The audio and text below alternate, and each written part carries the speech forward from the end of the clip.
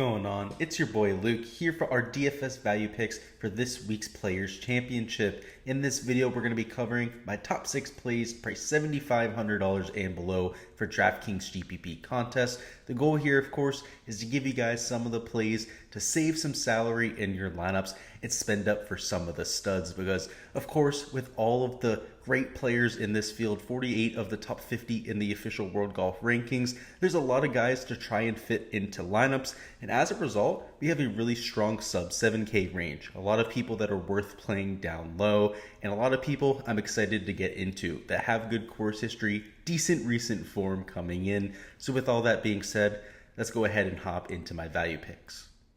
Alright, on the screen you can see our projections for this week, and the first value pick we're going to start with is going to be Max Homa at $7,500. He's coming in on a decent stretch of form, number 17 in the field in a recent form ranking. The TPC Sawgrass fit, even though his only trip here resulted in a missed cut, he comes in as an intriguing fit per the numbers, and it makes a lot of sense. He's a great ball striker, good from point to point, relatively accurate off the tee when he has it working with the driver. The real X factor is the putter, where on Bermuda grass, it's not his best surface on the PGA Tour, but it's something that he's gained on for his career, and we have seen spike performances from time to time.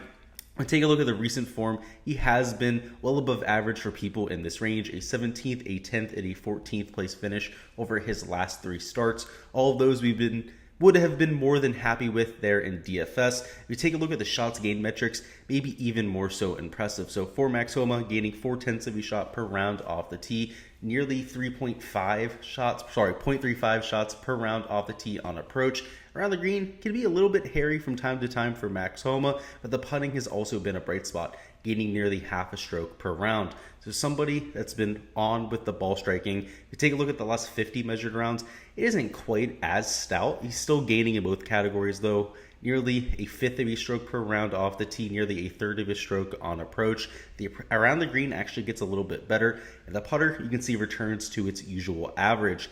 Again, like I said before, he is a gainer on Bermuda grass for his career, so that's something that's good to see. If he can have a spike performance, continue the ball striking that we've seen over these last 3 or 4 events, I really like his chances this week to go out there and have a solid performance. Next up, at $7,300, we have Corey Connors, who hadn't really shown all that much form there in the fall. In fact, was coming in off some middling performances, a few missed cuts, a few just top 50 place finishes, not really what we're looking for in DFS, but last week finished in the top 15. He really made a run there on Saturday and Sunday when the course got extremely difficult. That's when he played his best golf. He shot 2 under on Saturday. On Sunday, I believe, shot 1 over par, really kept it together and ended up really vaulting himself up the board. As somebody who at this golf course also had a really solid first start. He finished 41st there in 2019. That was the first year it was moved to March, which is notable with the conditions that we're expecting. And then finished 7th place last year. So clearly likes this golf course. It makes sense. He's one of the best ball strikers on the PGA Tour. So the recent form, again, it hadn't looked all that great, but last week went out there and finished 11th. So maybe he's turning something around. I mean, it wasn't all that bad at the waste management, just was a huge loser on the greens. And last week at the API, while he didn't gain on the greens, he was much closer to a neutral with the putter. Over the last 24 measured rounds, even though he's not playing his best golf, you can see still immaculate with the ball striking, gaining over half a stroke per round off the tee, nearly half a stroke per round on approach. And the putter, as I said before, it's been rated around neutral, which really isn't holding him back. That's why he had the solid finish last week. But he, in the fall, for a few tournaments, was gaining in that category, was going out there and gaining on these greens. If he can return to that, he did it also in 2021 at around this time of year on these Bermuda grass surfaces. Could be somebody to keep an eye out for. Next up, we're going to have Siwoo Kim, the winner here in 2017. Last year, of course, also had a really solid finish. So we go down here to Siwoo Kim, who's at $7,300. He had a 9th place last year, 56th, 63rd, and of course won there in 2017. And the notable part about the 2017 victory is that it was in the toughest, most brutal conditions we've seen at TPC Sawgrass. It was rainy, super wet. It was also extremely windy, a little bit cold. Exactly what we're going to see this week at TPC Sawgrass. And again, it's an early forecast. Things could change throughout the week. We'll have to keep an eye on it. But if that ends up being the case, it makes me like Siwoo Kim even more. If we take a look at the shots gained metrics, it's really what's standing out to me. The off the tee play has been a huge bright spot, gaining well over half a stroke per round. The approach play, the around the green play have both been constants for him in the positive in the shots gained category. And the putter's been the one negative, right? It's been holding him back from greatness. That's why if we take a look at the recent form, it hasn't been bad, but at the same time, it hasn't been all that great. A couple made cuts, but 26th place finish at the best out of his last 3. So hasn't really had that spike performance. He's got to go out there and do it with the flat stick. And the one golf course that he tends to do that at, of course, is TPC Sawgrass. He ended up winning here, gaining strokes with the putter in that field. Also last year when he finished 9th, was a slight gainer on these greens. I'm expecting a little bit of a comeback. This is a course where you do see course history, experience mattering a lot due to the complexity and the undulation on these greens. So I do like his chances here to go out there and have a really solid week.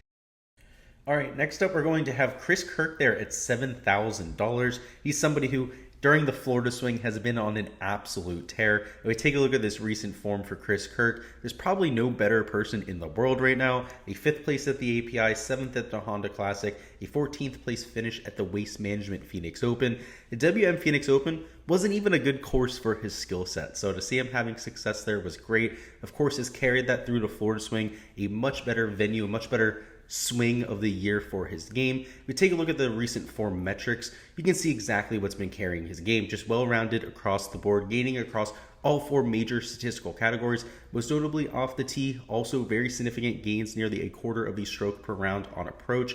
Around the green has also been a huge skill set for him, and while I think that's a little bit volatile, he might not be able to rely on that for this week. He's at the very least also done it with the ball striking. So he's not somebody I think has a chance to win this week. I wouldn't be placing an outright bet on him, but at DFS where a top 25 is going to be more than enough to pay off, he's also done it in the past. We take a look at the course history. He's also somebody who's had success at this golf course making cuts, right? 48, 56, 46, 12th place finish. 4 of 4 with his made cuts out of the last 4. I love his floor this week. In cash, I think he's almost a must play. And at $7,000 in GPPs, I also think he brings quite a bit of upside to the table. Next up, we have Tom Hoge, also at $7,000. You can see quite a few guys this week priced here. I like his ball striking. Of course, the approach numbers for Tom Hoge are among the best in the world. The recent form, he hardly made the cut last week. He ended up shooting 6 over on day 1, but really rebounded, ended up finishing in 32nd place, despite not having a very good day on Sunday. Of course, besides the missed cut at the Genesis, 14th at the Waste Management win there at Pebble Beach. The shots gained have been great. He's gaining over a third of a stroke per round both off the tee and on approach. Around the green has been there for him. The putter has really what separated him. He started to gain a ton on the greens, nearly half a stroke per round. If we take a little bit of a zoom out on his game, take a look at the last 50 measured rounds rather than the last 24 measured rounds, you can see the approach play just gets better. Actually goes up to 0.86 shots gained per round. I mean, this guy's just been an unbelievable approach player. If you guys haven't seen the course breakdown already, the number 1 key stat I'm looking at is, of course, shots gained approach. And specifically in this 150 to 175 and 175 to 200 category, he is among the best in the world. So it's really why the modeling likes him this week. He's both top 10 in recent form rank, top 15 at TPC Sawgrass rank, making him one of my favorite plays on the entire slate.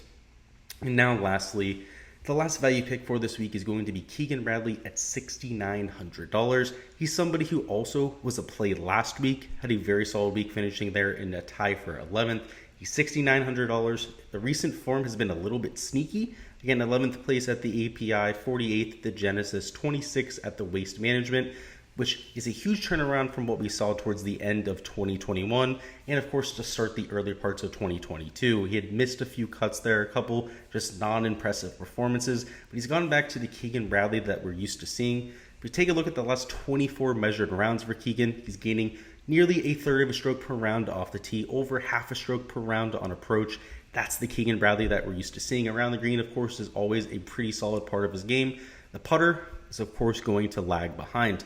But one thing to look forward to for Keegan Bradley is Bermuda grass is by far his best surface, and at this course specifically, he's had some success on these greens. If we take a look at his course history, it has been solid over the years. You can see a 29th, 16th, a 7th, and his 60th place finish, so 4 of 4 made cuts. You're not going to find that many players in the field that have had that much of sustained success here. Keegan Bradley also has had success at the Valspar Championship. Now, these are Bermuda grass greens, but they're also Bermuda grass mixed in with bent grass and Poa trivialis. That is the same type of green surface they have at the Amex over there at the stadium course, also for Innisbrook over there at Copperhead. And last year, Keegan Bradley almost won over there at Copperhead. He's had success there in years past, also over there at the American Express with his putting. So no surprise that he likes these hybrid surfaces. If he can channel into that, continue the ball striking that we've seen over these last 24 measured rounds. I rode him last week. He was in my main lineup last week for my DFS contest, and probably going to be in it this week once again. That's all I've got for this week's value picks. Before we go on and get out of here, go ahead and let me know down in the comments who you guys got as your favorite value on the slate. Make sure he's priced $7,500 and below. Make sure you go ahead and let me know who you've got. For me, I'm stuck between Keegan Bradley down here at $6,900 and probably Tom Hoge at $7,000. I really like both of those guys down low. Love the ball striking that we're seeing, and of course, it's a per dollar basis. Really like going to both of those players. As always, make sure to look forward to all of the content tomorrow. We're going to have some prize pick stuff dropping. Also, our weekly live stream there on Wednesday. It's going to be around 7 p.m. It's going to be tentative. You guys will see it up on the channel. I'll also post links on all of my social media, so make sure you're following me on there to get the exact details. But I'm going to be walking the course on Wednesday for the practice round. Check into my hotel, get set up, and give you guys the scoop of what I saw there during the practice round and the usual metrics from player pool, ownership, all of that sort of fun stuff. Make sure you like the video if you haven't already. Make sure you subscribe to the channel if you haven't as well. That way you guys don't miss any of that content to come. I appreciate you guys stopping by, showing love and whatnot. Good luck with all of your lineups this week, and let's get this cash.